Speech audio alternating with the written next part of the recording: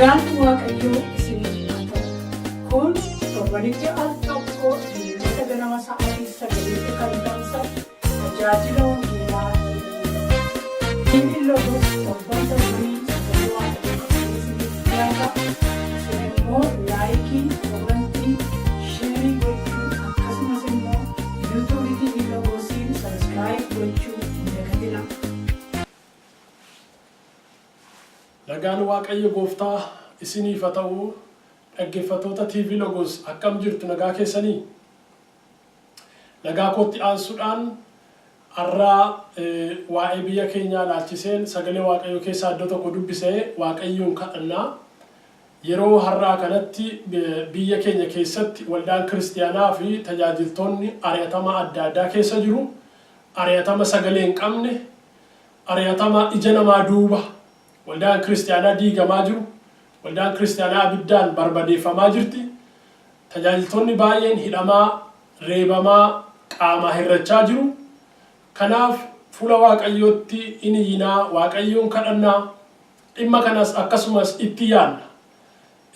Akkuma odeeffannoon biyyaan nu qaqqabaa jirutti seerri har'a yeroo labsii yeroo muddamaa jedhamee biyya sana keessatti labsamee jiru.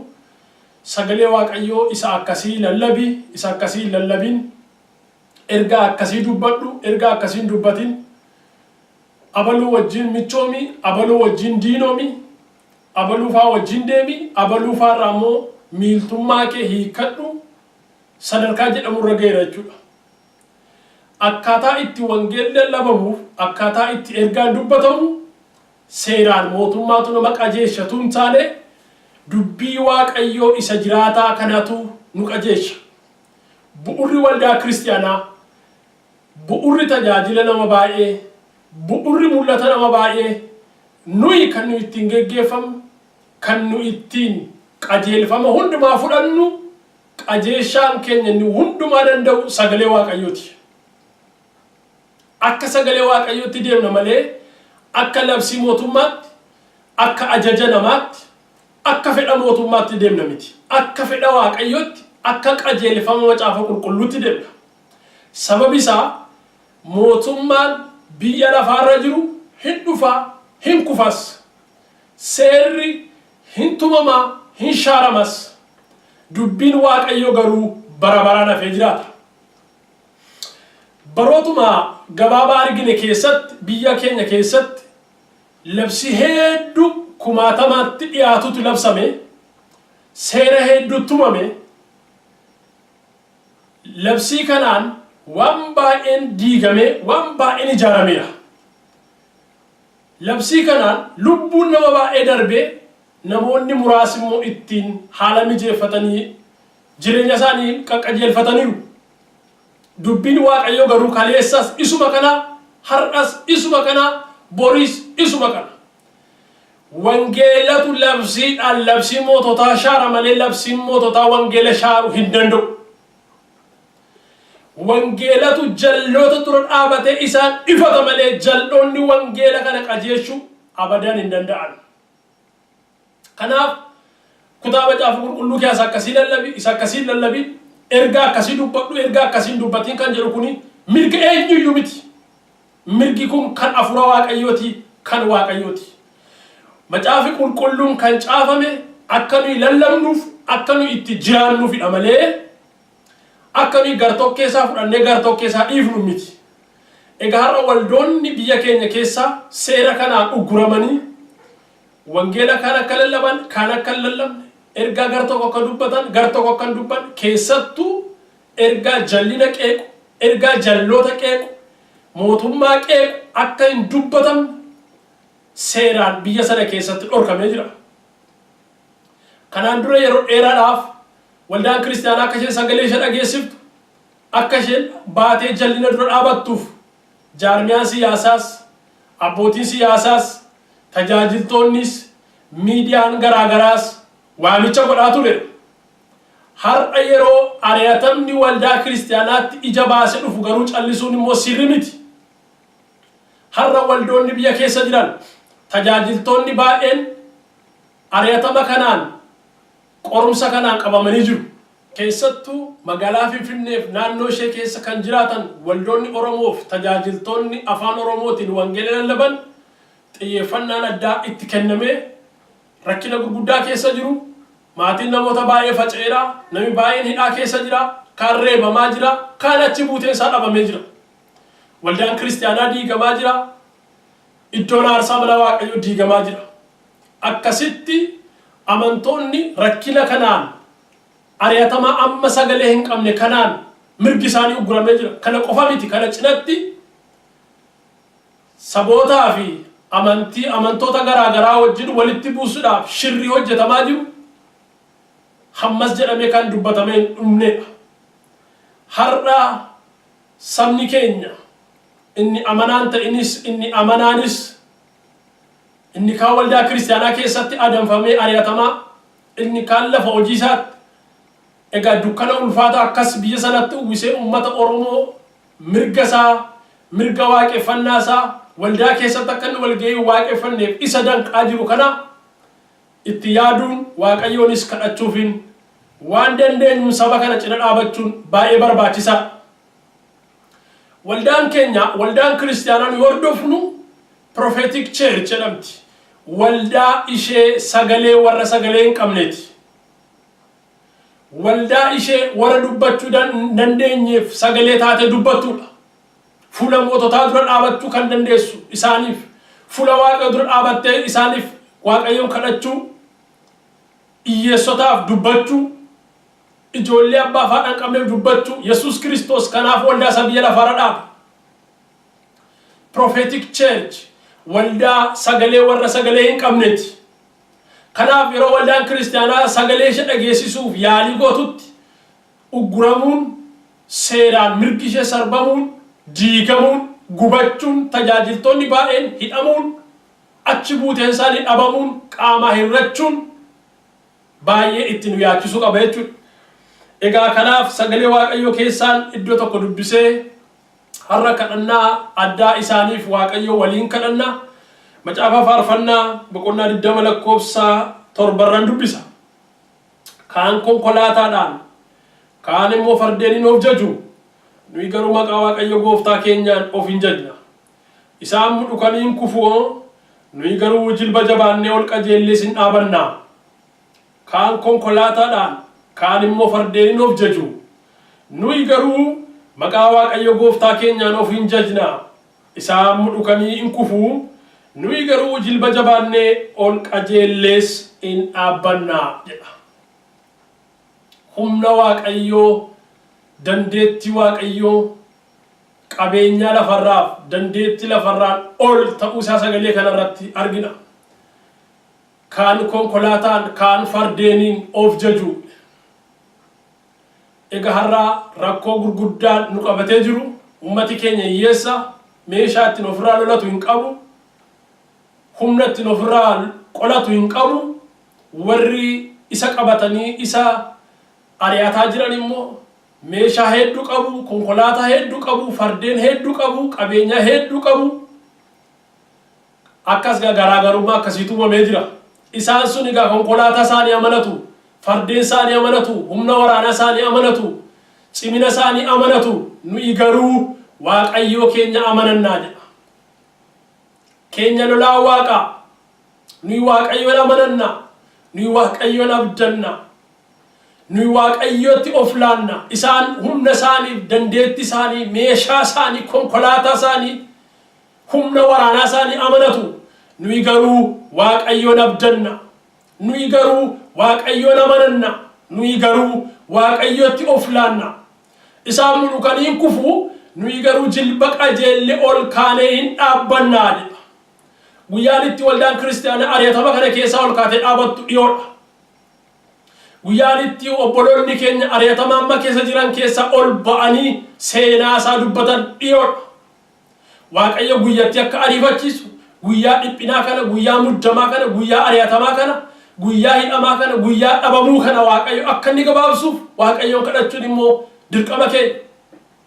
Waaqayyoon kadhachuun, fuula Waaqayyootti dhiyaachuun, Waaqayyoon mariisisuun, obboloota keenya akkasitti irra maatiin isaanii faca'anii jiran iyyaafachuun, cina dhaabachuun, gargaaruun jajjabeessuun ga'ee fi dirqama warraa biyya bilisaa dirree bilisaa keessa jiraatuuti.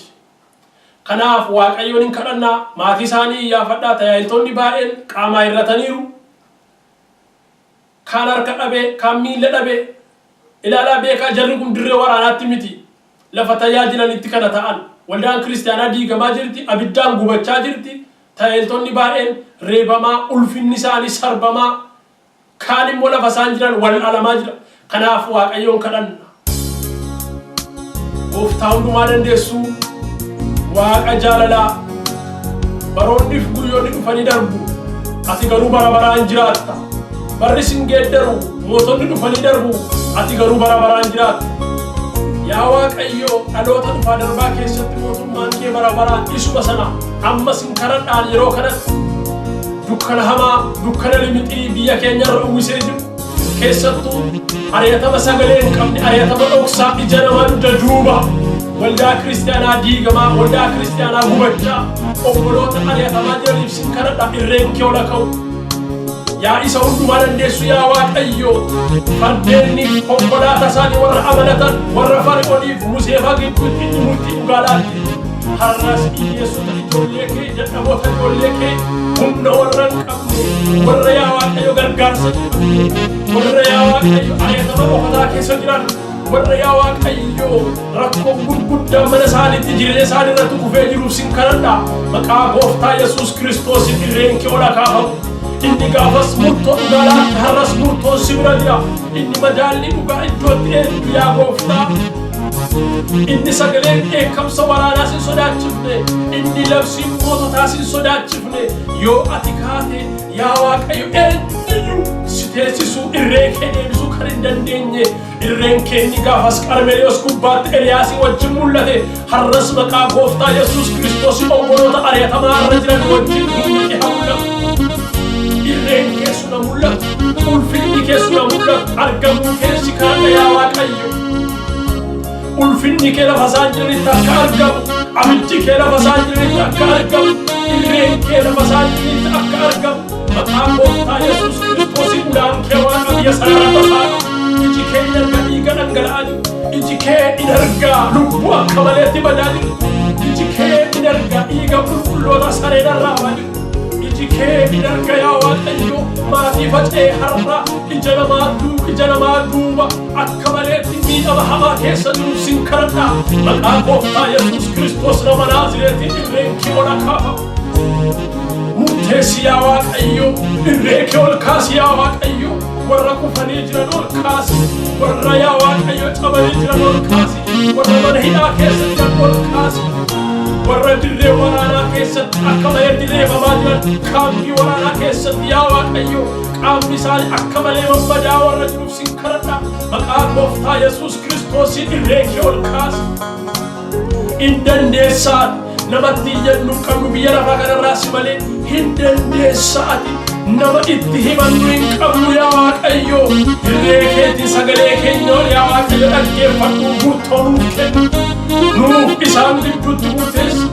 Warra yaa Waaqayyo waldaan isaanii diigamaa jirtu, waldaa diigamaa jirtu yaa Waaqayyo mootummaa sana gidduutti murteessi. Siif dhiifna fiddii kana, siif dhiifna falmii kana, siif dhiifna yaa Waaqayyo wallaansoo. Ati itti darbi yaada kee yaa Waaqayyo. Ati itti darbi yaa Waaqayyo ulfina kee mul'isi. Dadhabootaaf maaliif kadhattan jedhame, warra mada'an maaliif wallaaltan jedhame, hiyyeessotaaf maaliif beela baaftun jedhame, ijoollee abbaan qabneef maaliif dubbattu jedhame. Kun immoo yaada keeti. Nuyi yaada kee lallabna malee yaada moototaa miti. Nuyi wangeela kee lallabna malee seera moototaa lallabne miti. Maqaa Gooftaa Yesuus Kiristoos inni hojii kanaaf nu waamte, ati Waaqayyo falmii kanatti itti darbi. Yaa Waaqayyo inni hojii kanaaf obboloota ari'amaa jiran kana waamte, ati Waaqayyo Gooftaa macca murtoo keetiin itti darbi. Ulfina kee mul'isi, ofii kee mul'isi, jiraataa ta'uu kee mul'isi, dandeettii kee mul'isi, waaqummaa kee mul'isi. Yaa Waaqayyo jiraataa ta'uu kee mul'isi. Yaa Waaqayyo inni Geediyooni wajjin lolu, inni Misaaq Saabraa Abdanee qofa wajjin lolu, inni Daani'eel fa'aa wajjin lolu, inni Eliyaas wajjin har'a dirree falmaa kanatti ba'iloonyati. Harkuma kee duwwaa arguu barbaanna. Ulfinuma kee duwwaa arguu barbaanna. Waaqummaa kee qofa arguu barbaanna. Ati Waaqayyo gooftaan maccaa ulfina kee mul'isi. Ati Waaqayyo gooftaan maccaa eenyummaa kee mul'isi. Har'a yaa Waaqayyo sin kadhadha. Waldaan diigamte haa ijaaramu. Iddoon aarsaa diigame deebi'ee haa ijaaramu. Yaa Waaqayyo amantoonni diigaman deebi'anii haa ijaaraman. Yaa Waaqayyo gooftaa kakuun har'a siif saba kee gidduudha waan diigame fakkaate dhiiga Yesuus Kiristoosin deebi'ee haa ijaaramu. Iddoon aarsaa haa ijaaramu. Amantoonni haa ijaaraman. Humni isaan ari'atu. Hafuurri isaan ari'atu. Ergaa isaan ari'atu. Mootota sana dugda duuba ta'e. Warra biyya bulchan dugda duuba ta'e. Humnoota tikaa mootummaa dugda duuba ta'e. Poolisoota dugda duuba ta'e. Warra yaa Waaqayyo seeratuma dugda duuba ta'e. Inni waldaa kiristaana ari'achaa jiru. Inni tajaajiltoota ari'achaa jiru. Inni amantoota ari'achaa jiru. Inni yaada garaa kee mormaa jiru. Humni hamaan sun maqaa gooftaa Yesuus Kiristoosin kan irra ejjetame haa ta'u. Maqaa gooftaa Yesuus Kiristoosin kan qabame haa ta'u. Hallelujah. Yaa Waaqayyo gooftaa sin kadhadha. Yeroo kanatti humni waldaa kiristaana ari'atu. Humni amantoota ari'atu. Humni tajaajiltoota ari'atu. Dhiiga qulqulloota dhangalaase malee. Dhiiga namaa dhuge malee. Suusi dhiiga namaa kan qabu. Yaa Waaqayyo jiraachuu kan hin dandeenye. Maqaa gooftaa Yesuus Kiristoosin irree keetiin kan waraaname haa. Eeboo Waaqayyo qofa fiigaa waraanti jedhamee caafame jira. Yaa irree Waaqayyo gooftaa maccaa ol kani. Inni leewtaanii waraante. Inni bofa jawwee galaanatti galu sana waraante. Inni tuuchuma gadi fagoo keessa karaa baafte. Inni galaana diimaa keessa karaa baafte. Inni abidda uursu xanxaanoo gidduu karaa baafte. Irree Waaqayyo gooftaa maccaa ijoollee keetti karaa baasi. Waldaa keetti karaa baafamu. Hallelujah. Qilleensarra karaa qabda. Samiirra karaa qabda. Karaa nuyi beeknuuf karaa nuyi hin beekne karaa qabda. Maqaa gooftaa Yesuus Kiristoosin gara waldaa kiristaanaa dhaqi. Gara amantootaa dhaqi. Warra hidhaman bira ga'i yaa fura Waaqayyoo isaan jajjabeessi. Uleen hamaan, reebichi hamaan, dhiitichi hamaan maqaa gooftaa Yesuus Kiristoosin obboloota kanarraa kan hidhame haa ta'u. Mana hidhaa isaan keessa jiran keessan, kaampii waraanaa isaan keessa jiran keessan maqaa nama Naazreeti Yesuus Kiristoos gooftaa maccaan irree hamaan humni hamaan isaan ciqilfatu yaa Waaqayyo irraa kan qabame haa ta'u. Ulfina kee mul'isi. Irree kee ol kaasi. Yaa Waaqayyo kakuu keenya immoo nu ariifachiisi. Guyyaa dhiphinaa kana gabaabsi. Guyyaa muddamaa kana gabaabsi. Saba Oromoo yaadadhu. Waldaa amantoota Oromoo yaadadhu. Tajaajiltoota Oromoo yaadadhu. Waldaa kiristaanaa biyya lafaarra jirtu hundumaa yaadadhu.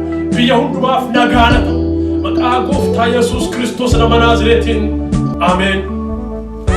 Akka yaa obboloota koo yeroo ammaa nu dirree bilisaa keessa jiran tarii nutti dhaga'amu. Nu hubatamu dhiisu mala waa'ee isaanii nu galu dhiisu mala. Itti dhimmee Waaqayyoon kadhannu irratti isa hojjennu. Waldaa keenya waldaa keessa tajaajilaa turre iyyaafan. Obboloota wajjin tajaajilaa turre iyyaafan. Obboloota waliin kadhataa turre bilbilaan karaa garaa garaa haa iyyaafannu. Waldaan kiristaanaa haaratamaa keessa jirti. Mootummaan yaada koo, seera koo, qajeelfama koo, karoora koo malee yaada Waaqayyoon lallabinaa sadarkaa jedhurra ga'edha. Walolaaf dubbanna miti. Jibbiinsa mootummaa sanaa waan qabnuuf dubbanna miti. Waan har'a ta'aa jirutu isa kana. Waaqayyo gooftaan maccaa sinaa eebbisu. Akkasuma TV Logos torbeedhaan sagalee Waaqayyoo isinii qabattee dhiyaatti.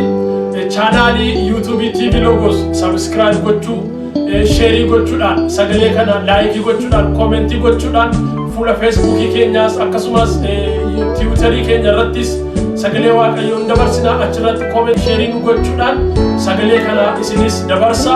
Waaqayyo gooftaan maccaa isinaa eebbisu.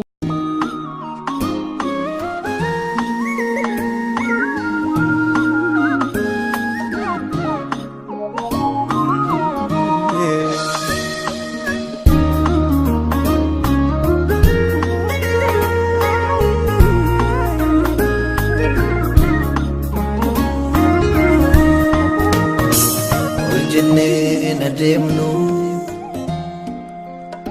wanjonu tulfate tu garbumate jira hojjennee milkoofnu barri isaas dheerateetu madamne obbira hiixannees miixannee eela keessa keenya ogeessinu beeku hibboo jaarraa dheeraa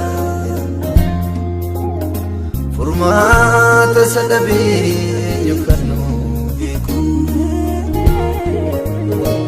si harkaa jira furmaanni isaa si harkaa jira furmaanni isaa hin nageenya moo dhaloota kana yesaa si harkaa jira furmaanni isaa yarkaa jira furmaanni isaa hin nageenya moo dhaloota kana yesaa hin nageenya moo dhaloota kana yesaa hin nageenya moo dhaloota kana yesaa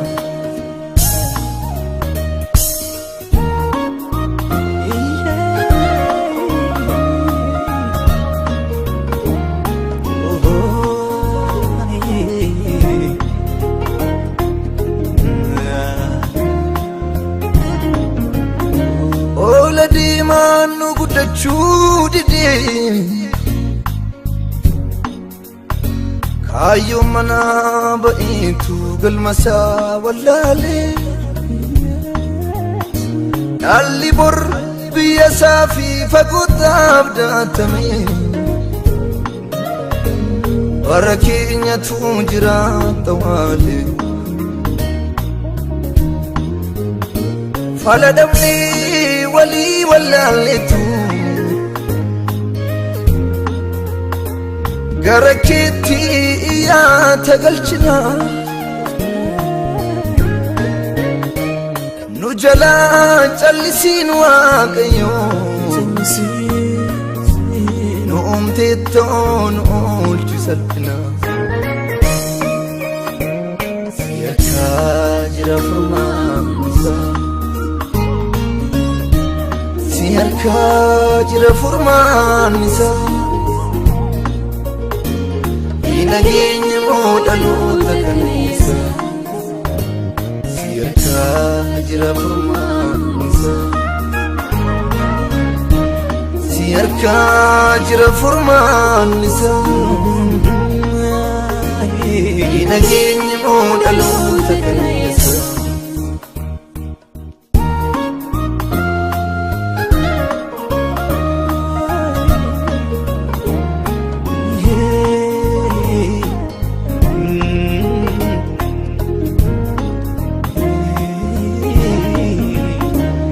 chala sipika dhugaa samee milatee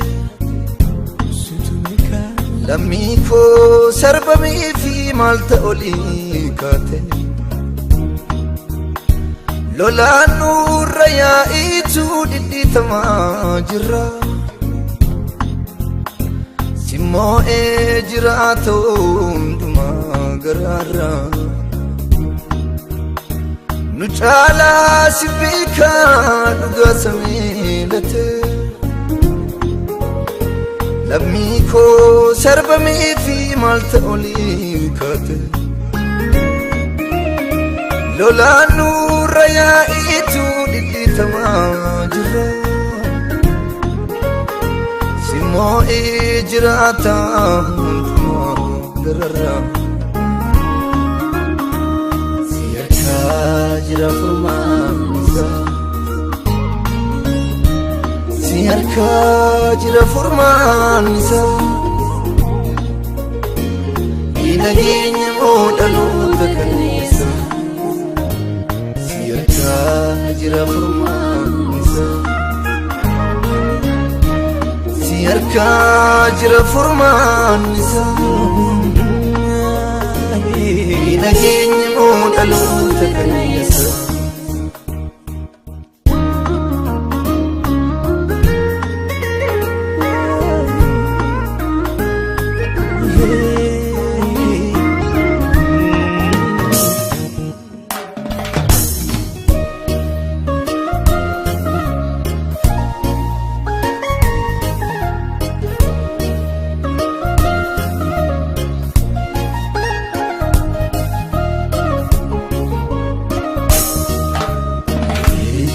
sagatamaa barbaadu lammiin tuffatamee kan yaadu Yesuus kottu kan yaa'ii sagatamaa barbaadu lammiin tuffatamee kan yaadu Yesuus kottu kan biyya kuufaan gaarii gochuu si beeka har'a suubii kaffalaalaa si eega biyya kuufaan gaarii gochuu si beeka har'a suubii kaffalaalaa si eega Yesus kottu kan Yesus kottu kan Yesus kottu kan Yesus kottu kan dura siadaan qabdiitu akiikan waamte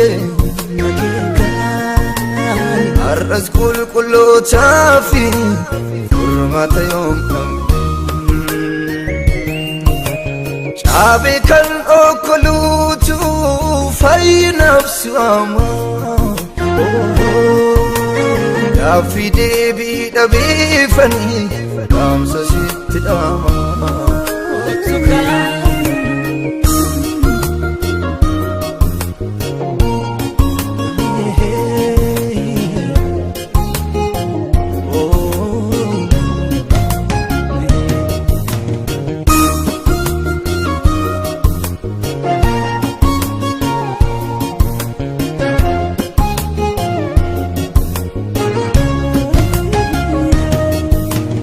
Gajjidi gugguufaa lammiin koo wanjoonii tulfaate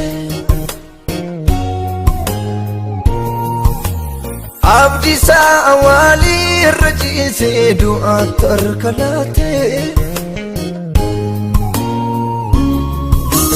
gajjidi gugguufaa lammiin koo wanjoonii tulfaate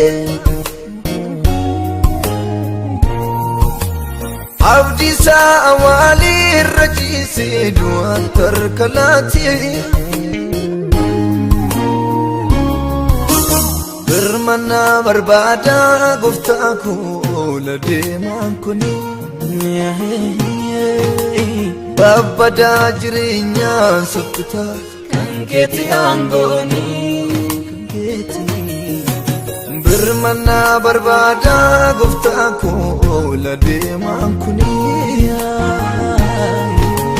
babbadaa jireenyaa sukkutaa kan keeti aangooni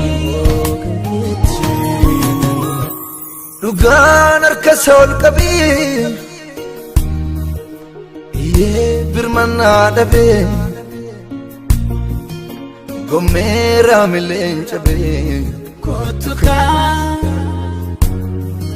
jarraan nutti naanna'ee meeqatu dhalatee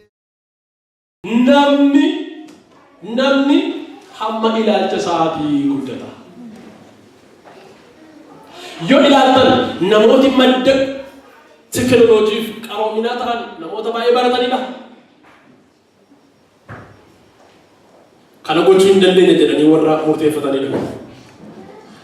Kana jijjiiruu hin dandeenye jedhanii warra murteeffatanidha. Hamma ilaalcha kee guddatta. Maqaa namni itti si waamu ni guddattu. Akkas taana nama meeqatu dooktarii namni waamametu qoricha tokko oomishinaaf. Nama meeqatu doktari namni waamee nama meeqatu jijjiirama tokko gara biyyooti deema. Doktar Maayiles Moorloo Akeedha kitaaba isaa keessatti qabeenyi guddaan eessa jiran eetuna gaafatanii baankii addunyaarra jiru jiran eessa jira eetuna gaafatanii lafa awwaalaa jiran dubbata.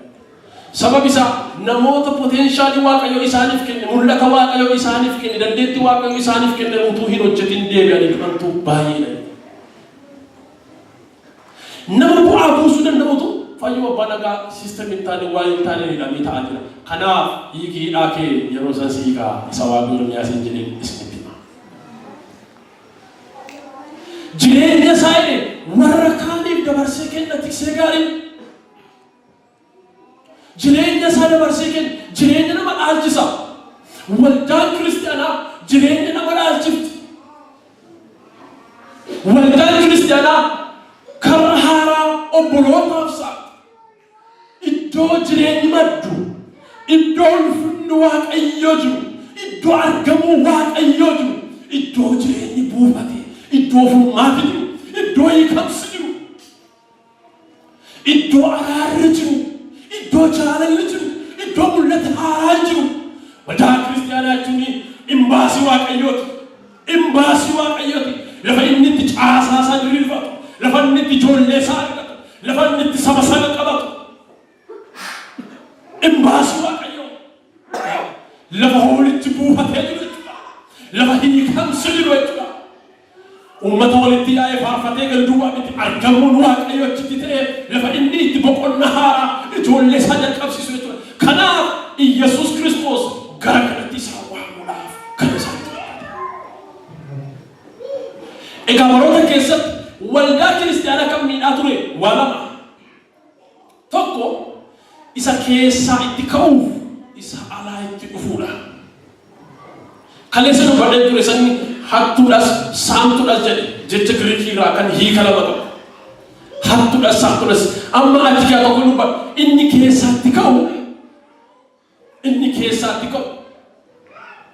Waan gaarii danquudhaaf, karoora gaarii danquudhaaf, guddina gaarii danquudhaaf, adeemsa gaarii danquudhaaf, mul'ata gaarii danquudhaaf isa ka'eema dura dhaabatu. Yeroo hunduma ageenistii sana malee kan hin dhaabbatu. Mormuurra ala deeggarsaa guyyaa tokko kan hin kaadhu. Okkora kanuu yeroo hunduma yoo okkorichaaf jeequmsicha ilaalle immoo isa garas kan jiru harka seexanaati. Eenyummaa fooniiti, ilaalcha namaati. Yaada Waaqayyoo isa gadi fagootu hin ta'e. Inni lammaffaan isa alaatti dhufuudha. Inni alaatti dhufu isa kam? Isa mul'ata ishee wajjin ishee haguugu. Isa raajii ishee wajjin ishee haguugu. Isuma kennaati qabdu wajjin ishee haguugu. Inni kun Israa'el irratti ta'eera. Isa isaan dhaqanii Gibxitti waggaa 430 booji'amaniif isa isaan Sooriyaadhaan haguugaman. Yeroo Misiriin dhaqanii buqqaanii maraqanii sanaan booda warri hafanii achumatti qabamanii ergasii Baabiloonittis buqqaanii isa qabamanii faca'aniidha. Warri Sooriyaa garuu haadha manaa isaanii irratti, dinagdee isaanii irratti, qabeenya isaanii irratti, waldaa isaanii irratti mirga isaan qabatte. Qabeenya isaanii irratti, haadha manaa isaanii irratti, waldaa isaanii irratti, waan isaan qaban hundumaa irratti mirga isaan qabatte. Isaaniif qabeenya isaanii, isaaniif dinagdee isaanii, isaaniif waldaa isaanii addaan baaftee natu siif beeka. Isa waan isaan qaban hundumaa wajjin walitti isaan haguuge, walitti isaan qabe. Har'as waldaan kiristaanaa okkora kana lamaan hin rakkatti, muddama kana lamaan hin rakkatti. Tokko ala taa'ee kan baallee masaatti haguugee achumatti ukkaamsee qabu barbaadu. Tokko Muusa keessaa yeroodhaa yerootti akka voolkaanoo dho'u. Yeroodhaa yerootti. Wallaalummaadhaanis sababa garaagaraanis. Egaa waldaan kiristaanaa tika tokkoof mul'ata tokkoon gara yaada Waaqayyootti adeemuudhaaf, akeeka tokkoof daandii tokkoon gara mootummaa Waaqayyoo xumuruudhaaf, qajeelummaa biyya lafaarra dhaabuudhaaf Iyyasuus Kiristoos waamicha ishee godhe. Maatiyus boqonnaa 5 irratti maal jedhe? Toloonni maal godhu? Lafa hin dhaalu. Tolootaan lafa dhaalaa jedhe. Mootummaa Waaqayyoo warra waan gaariitti dheebotan, akka midhaanitti beelaan, akka bishaanitti dheebotan, hagammadan yoo qajeelummaan kan isaaniitu isaantu lafa dhaalaa. Tolootaan lafa dhaalaa.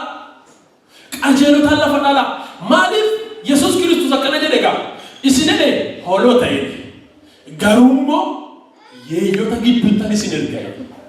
Maal jechuudha attamitti hoolaa yeeyyi gidduutti ergu hanyaatamuudhaaf moo attee hanyaatuudhaaf hoolaa yeeyyi gidduutti ergu isin hoolota garuu yeeyyi gidduutti isin ergame. Yeroo nattan immoo kophee lama sin baatinaa ulees hin baadhatinaa nama sin sibateef nagaa kennaa warra sin sibachuu didan immoo callisaa bira darbaa nagaa keessan isin kenninaa fi sokkaa yoo mandara tokko sin ari'atan gara isa kaanii dhaqaa. Har'as waldaan kiristiyaanaa qajeelummaadhaan biyya lafaa jijjiireetti walga'ii jallootaa gidduu ta'aa jirti. Akkamitti? Attamitti waldaan kiristiyaanaa wangeela dhugaa baatte faarfannaa dhugaa baatte sagalee raajii baatte biyya lafaa isa rasaasa qabu isa meeshaa qabu isa poolisii qabu attamitti jijjiirti. Akka isheen jijjiirtu waa tokkitti innis jallinni jallinaa dhugaan immoo dhugaa jechuudha. Wajjin walii galuu miti sagalee dhowwatti wajjin jallinaa wajjin hirmaatu. Waaqayyo biyya lafaa keessa kan inni waldaa isaa kaa'eef akkamiin jallina dura dhaabannuuf akkamiin jallina irratti walii galuun fedhu isa daawwiti jedhe ani jallootaa wajjin jedhe maaliin goone teessuma tokko irratti ani jallootaa wajjin maaddiitiin teenye. Barsiiftuu tokko akkasuma jette bara Mr. Obamaan Misiriin dhaqe Kaayiroo dhaqe Defense Ministry warra Sudaanii wajjiniiti Kaayirootti walga'ee haase Obamaan yeroo kana dhuftee keetti har'a Ameerikaatiif waaqayyo kadhadhaa jetti. Maaliif jennaan Mr. Obamaan irraa Kaayiroo keessatti National Defense Ministry Sudaanii wajjin Kaayirootti taa'ee walga'ee haase isaa wajjin taa'ee haasa'u irra ture. Namni sun nama dhiigi hedduu harkasaa jiru dhiiga namootaan harka dhiqateedha. Isaan nama jenoosaayidii ba'anidha. Attamitti Ameerikaan isaanii wajjin teessee haasofti. Gaafa qabu uumamaa gufannaa guddatu isa quunname kanarratti. Jallootaa wajjin hin teenyu maameen jedha. Warra nama hamatan wajjin hin teenyu maameen jedha. Kana gochuu danda'u nurra jira. Jallina keessatti hirmaachuu nurra jira. Walga'ii jallootaa keessatti hirmaachuu nurra jira. Waldaan kiristaanaa kana gochuudhaan jallina dura dhaabachuudhaan mormii dura dhaabachuudhaan hin danda'ama. Akkeenya nama tokkotu namoota waraanni addunyaa tokkoffaa fi lammaffaa fixe caalaa namoota edda gaafa biyya lafaa uumamte gaaftee ammaan kitaaba kana barreessutti jiran du'an caalaa namoota sochii lafaatiif balaa adda addaatiin beelaan dhukkubaan dullumaan du'an caalaa biyya lafaa kana irratti namoota arraba namaan du'antu caalaa. Arrabi namaa lafeen qabdu garuu lafee waraanti. Kanaaf waldaa kiristaanaa sagalee ishee eeggachuu qabdi. Namoota waaqayyoo eeggannoodhaan deddeebi'uu qabu. Kana duwwaa miti. Sagalee waaqayyoo maal jedha? Dubbannaa arraba keetii maal godhidha? Eegganno. Wachumaan namichi jedhamu tokko keedhe nuyi amantoonni biyya lafaa irratti jedhe isa seexanni waggaa meeqa xaxee jedhe sekendii 20-30 gidduutti oosnee gidduu dabarraa. Akkamitti yoo jettee na gaafatanii isaan shariitii jedhe achi bu'anii as bu'anii ol ba'anii gadi bu'anii daggoo dha'u furgaasa dha'u hin xaxoochi xaxoochi nu immoo kadhannee yeroo kanuti gooniyaa qabne fuula keenya irraa ta'an nama gidduu dabarraa. Shariitii seexanaa keessatti mee isaan shariitii dheeraa akka kana nutti salphatti yeroo kam yeroo waaqayyo wajjin walii galu yeroo hoolichaa wajjin harka wal qabannee adeemu hamma kana nutti salphatti gaara ta'e nutti mul'atu garuu michuu keessanii wajjin firummaa cimsadhaa haadhoo keessa Yesuus wajjin firummaa cimsadhaa walii keessan wajjin cimsadha. Yesus Kiristoos Isqeel boqonnaa 34 irraa ijoollee Israa'eliin gara tokkummaatti waame.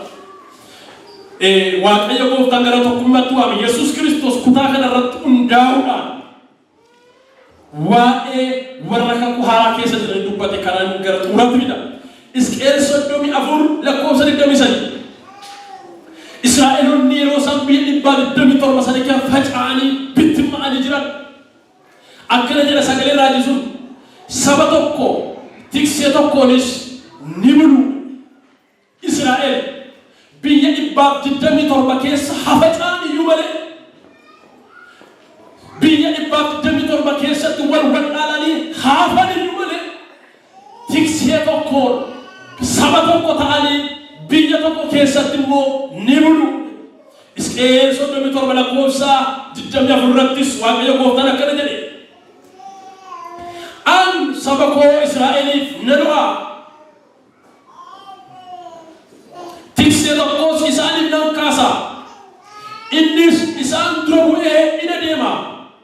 Ani Waaqayyo saba koo nan seerradha. Hallelujah. Nan seerradha. Isaan dura bu'ee tiksee adeemuun kaasa. Kaleessa dubbadheera warra foddaa wayii jala dhokatanii haasaan utuu hin ta'in ana jedhanii Yesus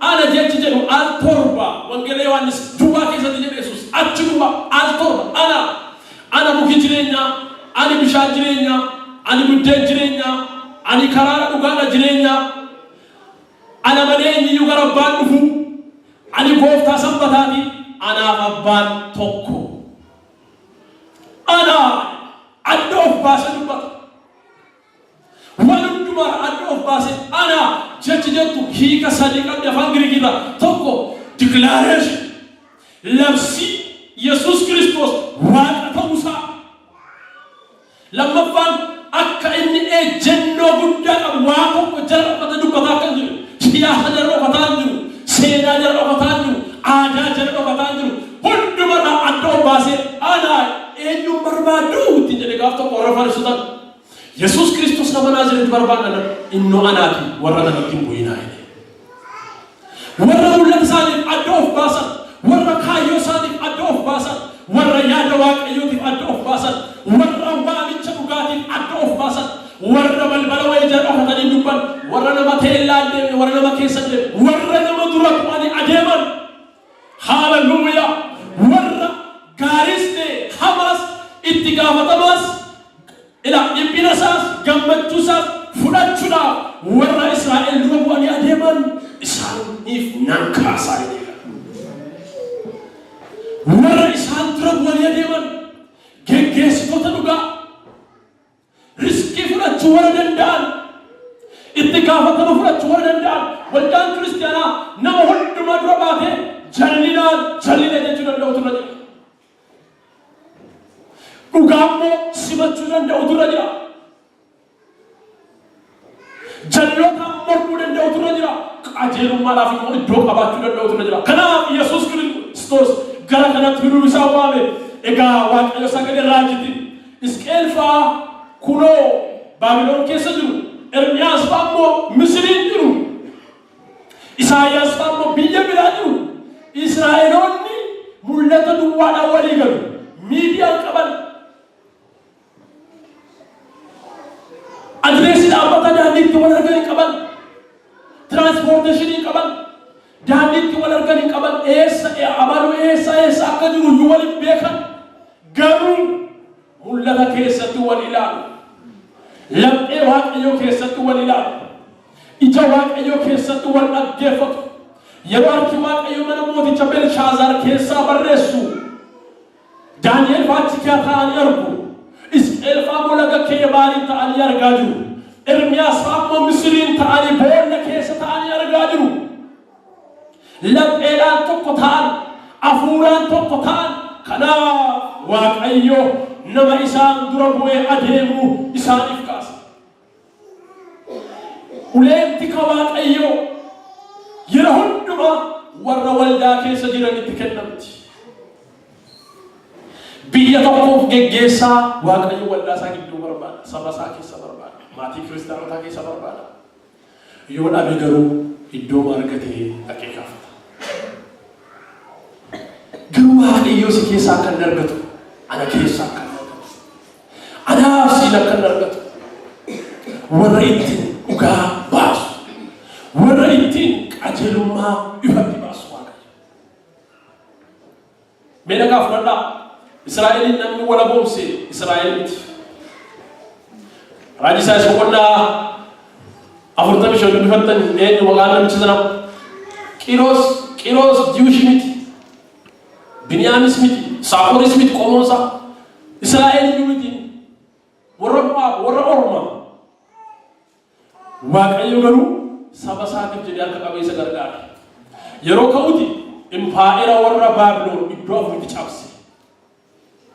Iddoo afuritti qooseeti ba'a, iyya, kaaba, kibba jedhee dagargar qoose booda biyya 27 keessaa booda Israa'el walaba baate biyya isheetti galtee biyya ishee ijaarratu gadhiisaa jedhe. Isiniin kun dadhabootaaf Waaqayyo naman kaasa. Warra humna hin qabneef, warra dadhabootaaf hin ka'e Qiroos saba Waaqayyoof ka'e. Hin beeknu lafa Waaqayyo siif ka'e hin beektu. Abrahaamiif Waaqayyo eenyumaan kaasa? Abimelekitti Waaqayyo eenyuun erge? Raajii erge? Lakkisaa raajiin ergine? Ofii masaatii mul'ata abjuutti erge. Maaliif jalaa fuute ana mana Abrahaam? Yaa Abimelek Abrahaam raajiidha, nama guddaadha, siif kadhata, biyya keef kadhata. Maaliif jalaa fuute? Haadha manaa sana fi deebisi billaa morma keerra jiran. Ana beeku yaa Waaqayyo, ana beeku obboleettii kootii naan jedhee isaaf nan deebisaaf dhe. Halkanuma sana deebisee. Kana duwwaa miti Daawitii fi Ooriyaa gidduutti Waaqayyo. Gaafa Daawit mootiidhaan humna qabaa bulchiisarra jira Ooriyaa irratti dabaluu jedhe. Waaqayyo Yoonaataan fa'aa kaase. Saba dadhabaadhaaf Waaqayyo dubbata. Waldaan kiristaanaas prophetic church jechuun waldaa ishee sagalee warra hin qabneef sagalee taatu. Kunoo waldaa warra akka Ingiliis fa'aa warra kaa'anii garba nagaduun sirrii miti, mucaa namaati. Mucaa namaa xiixaa uumanii gurguruun sirrii miti kan jedhe waldaa kiristaanaati. Daldala garbaa dura kan dhaabate waldaa kiristaanaati. Warra Soosiin fa'aa garba bitee kan walaba baase eenyu jira? Mishiinota bitee namoota Waaqayyooti. Asteerii fa'aa bitee kan walaba baase. Feebeen abbaa magaalii fa'aa bitee kan walaba baase. Walaba baasanii fi idaan isinirra jiru dhaqaa wangeela lallabaa. Namni kamiyyuu nama gurguruun sirrii miti. Jalli dheedan har'a jaarraa 21ffaa keessatti waldaan kiristaanaa maaliif afaan ishee siitti ilaalchifatti? Jallinatu dhibee biyya lafaarra. Jallinatu dhibee. Maaliif waldaan kiristaanaa wajji walii galti? Bara dhumaatti waldaan kiristaanaaf biyyi lafaa dippiloomaasiidhaan akka walii galan sagalee Waaqayyoo dubbata. Natti hin bu'in sitti hin bu'u. Gara koo dhufii gara kee dhufuudhaan. Sirri miti garuu waldaan kiristaanaa jallina. Maaliif kiristaanonni jallina wajjin dhaabatu? Eenyutu sababa namni tokko jal'aa ta'eef ifatee nama sanaa wajjin wal dhabe beeka. Jallina dura dhaabachuudhaaf si waaqa Waaqayyo. Ameen jedha. Isaanii wajjin teessee akka harka rukuttuuf. Jallina biyya lafaa keessa jiru, jallina nama keessa jiru, jallina mana namaa keessa jiru, jallina gaa'ila namaa keessa jiru, jallina bultoo namaa keessa jiru. Kun jallina jechuu danda'uun waamicha kootiif waamicha keeti. Egaa Isqeel boqonnaa 37 sadhumaa irratti Waaqayyo sabicha bira gaafa ga'u Israa'el dhumeera. Mee sagalee sana isin dubbisee Waaqayyoo kadhanna. Yeroo Waaqayyo Israa'el bira ga'u Israa'el waa'ee ishee taatee isin bara dheeraa irra ture waan ta'eef garbummaan sun, boojuun sun, rakkinni sun waggoota dheeraa waan irra tureef Israa'el raafuu dandeenye. Abdiis kutatteetti, humnas abdeetti. Ekkana jala koosoo barratti.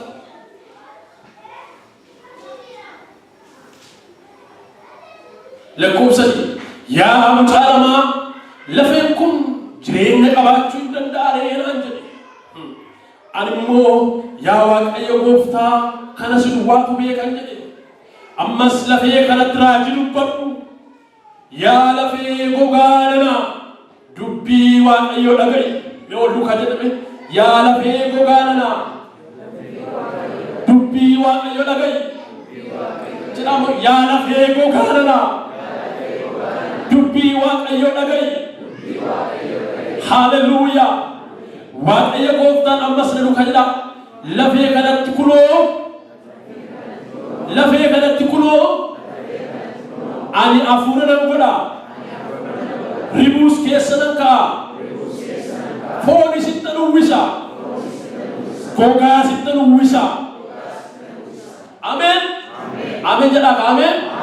Lafee gogaa kun naan jedhe Waaqayyo jedhees jedheennan mana Israa'elii isaan maal jedhan akkana jedhan Waaqayyo nu dhiiseeroo abdiin keenyas citeera awwaalamneerra hafneerra sichi nuyi gatii hin qabnu saba jedhe. Awwaalamee foonsaa tortoree nyaatamee dhume saba du'ee awwaalli isaa cufa. Saba kanaan Waaqayyo akkana jedhe gaa kunoo isaan lafeen keenya gogeera abdiin keenya citeeroo nus raawwannee banneerra. Kanaafis isaanitti raajii dubbadhu. Waaqayyo Gooftaan na duukaa jedhu sagal yaa saba koo kunoo ani kaan dhaabannee jedhame yaa saba koo kunoo ani yaa saba koo kunoo ani awwaala keessa nan bana isa keessaa isinan baasa biyya Israa'elitti isinan deebisa. Isin yaa saba koo ani awwaala keessan banee isa keessaa yommuu isin baasu Waaqayyo keessan akkan ta'e hin bartu. Ani hafuura koo isin keessa nan kaa'a isin jiraattu biyya keessanitti isin galtu. Yommuu sani Waaqayyo Gooftaa akkan ta'e hin beektu. Sagalee guddaa jedhame kunoo hafuura koo isin keessa nan kaa'a biyya keessanitti isin deebisa. Hallelujah.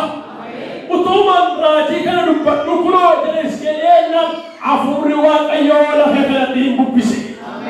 Karaa kaabaa, karaa kibbaa, karaa bahaa, karaa dhiyaa hafuurri Waaqayyoo hin bubbise. Mee duukaa jedhame hafuurri Waaqayyoo hin bubbise. Lafee siqe hin sossoqosse. Hallelujah. Amen. Hallelujah. Namni hidhamte yoo jiraatte Waaqayyo sagalee isaatiin si soqossa. Ameen jedhame si sochoosa Waaqayyo. Hafuurri Waaqayyo hafuura nama sochoosudha. Waaqayyo akkana jedhes qeelin bantii Waaqaatti raajii dubbadhu qilleensa. Ameen. Hallelujah. Mee namni hafuura Waaqayyotti amanu ameen yaa jiru mee? Hafuurri Waaqayyo isa du'e kaasa. Awwaala marakame kaasa. Seenaa du'e kaasa. Hin qilleensa hafuurri Waaqayyo warra du'an irratti. Hin qilleensa hafuurri Waaqayyo warra gogan irratti. Hin qilleensa hafuurri Waaqayyo warra awwaalaman irratti. Hin qilleensa hafuurri Waaqayyo warra abdii kutan irratti. Hin qilleensa hafuurri Waaqayyo warra raawwatanii banneera jiran irratti. Waaqayyo Gooftaan seenaa hojjetu qabaarraa. Ameen. Seenaa hojjeta Waaqayyo. Ameen. Dhugaa awwaalame, saba awwaalame, jireenya awwaalame, dhugaa awwaalame, mul'ata awwaalame, qajeelummaa awwaalame Waaqayyo waliin kaasa. Kadhanna harka keenya ol qabne Waaqayyo kadhatu. Sagalee raajii kanatti namni amanu Waaqayyo kadhatu. Kun sagalee raajiidha. Ergaa raajii.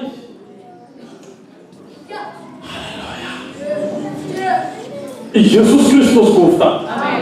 Akkuma jalqaba dubbadhu Waaqni dadammaqiinsa tokko fida. Dadammaqiinsi sun lafarratti jijjiirama fida. Dhalootaaf jijjiirama fida. Barootaaf jijjiirama fida. Akkana Waaqayyo haadheewwan waaqayyo barbaadan akka waaqayyo barbaadadha humna jijjiirama fidu afuura jijjiirama fidu ergaa jijjiirama fidu tajaajila kee irratti barumsa kee irratti hojii kee irratti kaayyoo kee irratti karoora kee irratti isa jijjiirama fidu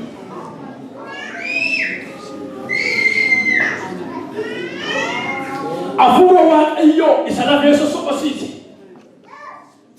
afuura waaqayyo isa gogaa jiraachise afuura waaqayyo isa awwaala bane meekul bira jirutti namni tokko nama tokko waaqatu waaqayyo haleluuyaa ilaa waaqayyo waliif kadhadha maalikaa waliin saalfannu waaqayyo waliif kadhadha waliif kadhadha inni waaqa jijjiirama hundee jijjiirama dhugaa jijjiirama sirrii jijjiirama jireenyaa Hallelujah. erga hamaa humna hamaa erga hamaa humna hamaa baricha keessatti mormii guddaa ta'e dhaabatee jiru dhiiga Yesuus Kiristoosin buqqifne irraa ilaa yasabarra nagayi warra si ari'atan diinota kee akka bishaanitti fuula kee dura dhiiga Yesuusin dhangalaaseera warra tulluu ta'anii si danqan warra si rakkisan yeroo kanaa jalqabe akka habaqiitti fuula kee dura humna fannoo Yesuus Kiristoosin afuufeera fuula kee dura gurmuu jalloota warra si ari'atan warra si dhiphisan warra tulluu sitti ta'an maqaa Yesuus Kiristoosin afuufeera